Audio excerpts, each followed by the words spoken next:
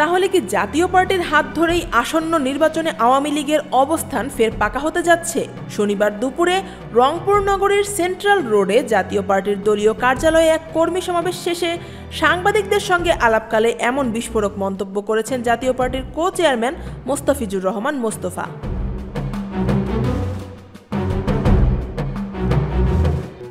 কার্যক্রম নিষিদ্ধ আওয়ামী লীগ নেতাদের মধ্যে যাদের বিরুদ্ধে কোনো মামলা নেই, ক্লিন ইমেজের, তাদেরকে মনোনয়ন দেওয়ার ঘোষণা দিলেন মোস্তাফিজুর রহমান মোস্তফা। তবে সেখানে শর্ত রয়েছে। মনোনয়ন পাওয়ার আগে আওয়ামী লীগের ওই সব নেতাদের জাতীয় পার্টিতে যোগ দিতে হবে বলেও জানান জাপার এই নেতা।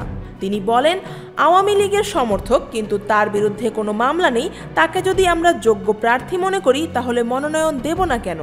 অবশ্যই দেব। আমাদের ক্যান্ডিডেট ক্রাইসিসকে ওভারকাম করার জন্য আমরা অবশ্যই এটা করব।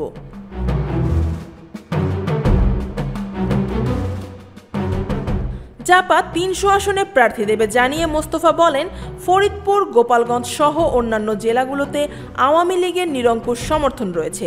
সেখানে যদি ক্লিন ইমেজের লোক জাতীয় পার্টিতে যোগদান করেন তাহলে তাদেরকে আমরা মনোনয়ন দেব। বিএনপিকে উদ্দেশ্য করে তিনি বলেন, সামনে যদি নির্বাচনে জাতীয় পার্টি না থাকে তাহলে ইসলামী ঐক্যজোট, জামায়াতে ইসলামী, চরমোনাই, এনসিপি, গণ অধিকার পরিষদ এই দলগুলো একদিকে থাকতে চায়, আরেকদিকে থাকতে চায় বিএনপি। এখন যদি তারা বলে পিআর পদ্ধতি ছাড়া নির্বাচনে যাব না, তখন তারা যদি সরে দাঁড়ায় তাহলে বিএনপি একা হবে। তাহলে একক নির্বাচন জাতীয় ও আন্তর্জাতিকভাবে গ্রহণযোগ্য হবে না। বিএনপিকে বিপদে ফেলার জন্য স্বাধীনতা বিরোধী শক্তিরা কিন্তু চেষ্টা করছে।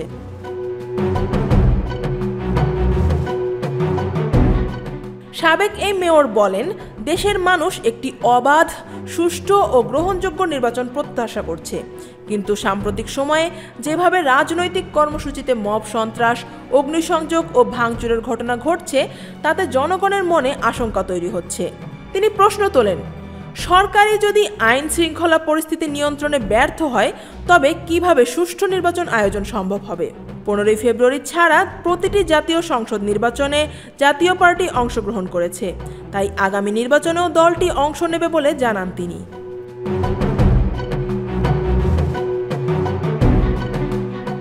সভা শেষে দলীয় নেতাকর্মীরা সম্প্রতি কেন্দ্রীয় কার্যালয় সহ বিভিন্ন স্থানে অগ্নিসংযোগ ও ভাঙচুরের ঘটনার প্রতিবাদে বিক্ষোভ মিছিল বের করেন।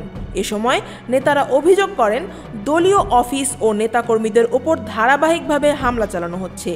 এসব ঘটনায় গণতান্ত্রিক পরিবেশ ক্ষতিগ্রস্ত হচ্ছে বলেও জানান নেতাকর্মীরা। News desk, Dhaka watch.